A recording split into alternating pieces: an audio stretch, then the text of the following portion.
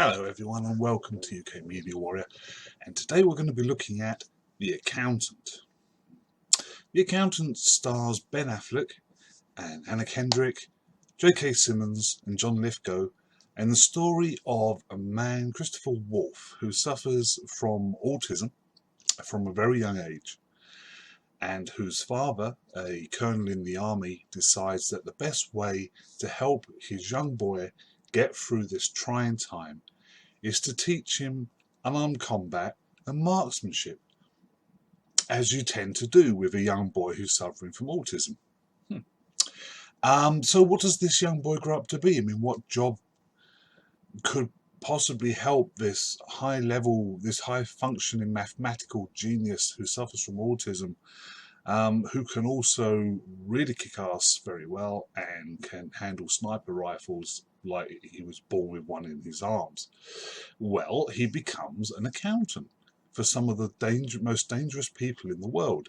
Terrorists, drug dealers, mafia bosses, whoever they may be, he can go into these criminal enterprises and uncook the books. And what that means is these kingpins hire him if they think money has gone missing. So if you're a drug baron and you suddenly look at your bank balance, you think, well, that seems a few million light. Where's the money gone? You call Christopher Wolfe, he flies down, he finds out where your money's gone, and then he flies back, leaving you to take care of whoever it was who was stupid enough to steal from you. This guy risks his life uncooking the books for some of the scariest people on the planet. Drug cartels, arms brokers, money launderers, assassins. Who survives this kind of clientele? Imagine the secrets this guy has. What are you doing? So that's pretty much what Christopher Wolfe does. And obviously he uses his training to protect himself, and it seems also he uses his training to take out those who are a danger to people he likes and cares about. Now, during this film, he gets hired by a company owned by John Lithgow to find out where some money has gone missing. Turns out it's a substantial amount of money, that's $61 million has gone missing. And along the way, he comes into contact with this young female accountant. Now, they sort of have an attraction almost from the get-go, but because he's so socially backward, he can see that he likes her, but he doesn't know how to approach her. And she obviously likes him, but equally she's shy and doesn't know how to quite break through his barriers. But they obviously have a connection. Get into financial consulting. My dad was an accountant. You know, he had the whole shtick. The dorky pocket protector. I have a pocket protector. That's a nice one. And along the way, as this film progresses, when you're trying to find out who the guy is who stole this money, people start dying at the hands of this mercenary boss who has a team of hitmen who are probably ex-special forces or whatever, and he leads this team who are working for the guy who stole the money. Now, as the film progresses, to me at least, the twist at the end of the film, now obviously this is a spoiler review, so you know, if you don't want to know about the twist at the end of the film, turn off now. But the twist at the end of the film turns out that this mercenary leader turns out to be Christopher Wolfe's brother, Braxton. Now, when they were very young kids, they were both trained by their father. Not just Chris with the autism, but Braxton, who's perfectly normal. They were trained together in unarmed combat and marksmanship. But whereas Christopher decided to take his path, accountant and assassin, for want of a better word, Braxton decided on his path. He was probably in the army, the same as his father, and became this gun for hire, this mercenary leader sort of thing. And they see each other fleetingly on a street at night when Chris is staking out the home of this woman who he believes is the villain. And he sees this guy leave and walk down the street, and he starts to follow him. and the guy turns, fires a couple of shots, and then vanishes. So they don't really see each other. They don't recognise each other.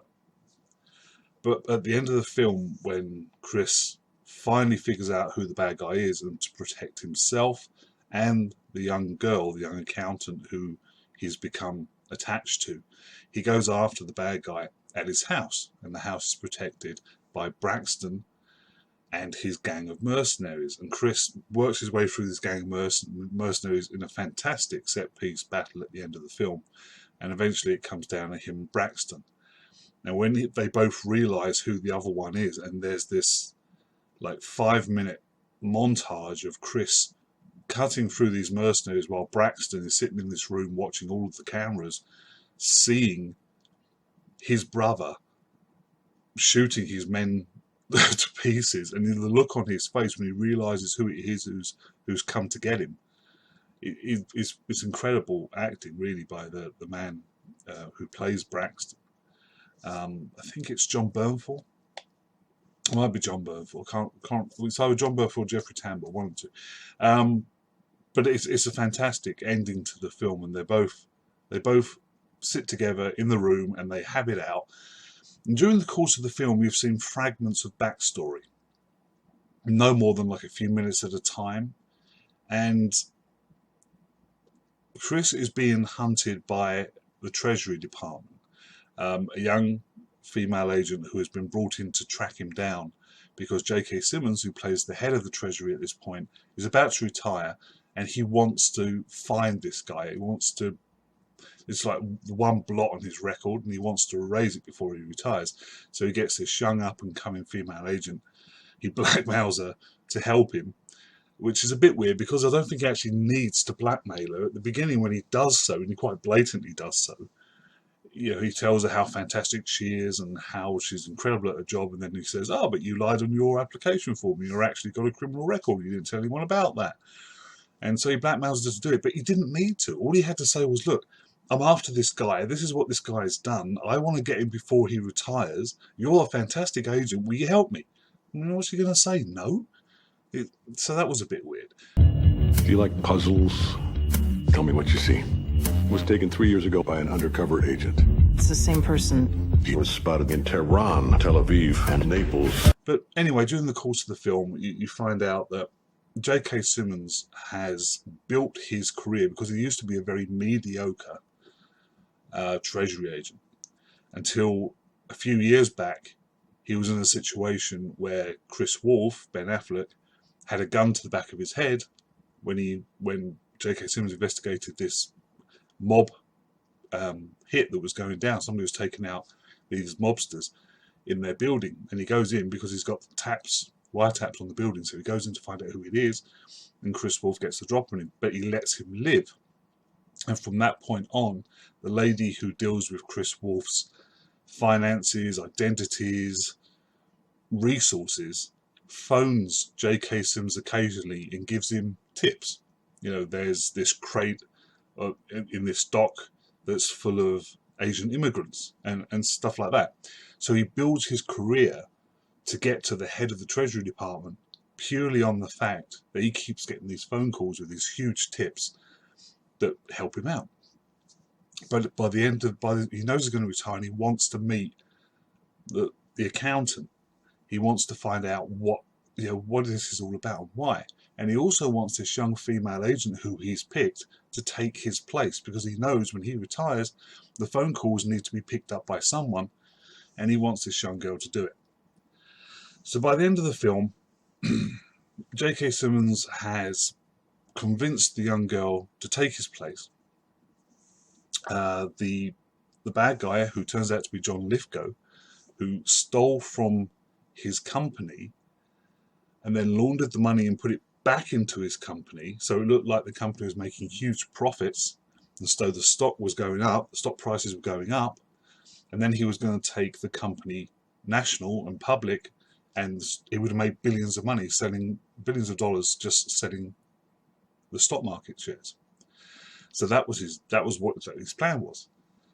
But he was clearing house before he did this, so he took out his vice president, who was the female vice president, who was one of the people who called in Chris to find out where the money had gone, and he needed to take out the young girl that Chris got attached to because she was the first to bring it to the attention of anyone else that there might be a problem with the accounts. So John Lithgow ends up getting killed by Chris Wolfe. Chris survives. His brother Braxton survived. They haven't seen each other for like 10 years, so at the end of the film they decide, you know, okay, we'll meet up and we'll talk. And Chris says he will find his brother when he feels he can do that. J.K. Simmons retires. The young black girl, the young agent, takes his place. And you find out that Chris, who has been paid by getting not only lots of money for his work, but also in paintings and works of art, sends one of the pieces of art to this young girl because he knows he can't actually be with her because she would for always be in danger. So as a parting gift, he sends her this piece of art that's probably worth millions, if not billions of dollars. And she hangs it in her little apartment. So that's cool. So that's basically the story of this film. And it is a very good film. It's very tidy. It runs very smoothly. Now, as I say, there's lots of flicking back to the past. There's lots of flashbacks, fragments of what happened in the past. And some of them don't make sense when you see them. But they are very nicely tied up at the end. So it's a good film. It's a good story. It's very well acted. Ben Affleck pulling a little bit possibly from his time as Daredevil. When you occasionally get like the blank face and the lack of expression, when he uses that as the accountant when he's talking to people sometimes, just using that as to show his autism and that he isn't quite right in social everyday surroundings. But it's very well acted and the action is fantastic. So although the title, The Accountant, might sound a little bit boring, and there are parts in it where obviously he does do accountancy because that's his main job, there's also a lot of action, and it's very tightly pinned together. It's all perfectly smoothly plays out from start to finish with these few flashbacks, as I say, scattered throughout the film. But it makes it all that more interesting because you want to know. You see these flashbacks, you want to know what's going on, and they slowly start tying up as it gets towards the end, and it all works. So a very good film, well worth seeing. I would score this one 7 out of 10. It's going to be probably in my top 10 films of the year. So go and see it. I'm sure you'll enjoy it. Have fun. And I'll see you next time on UK Media Warrior. Take care.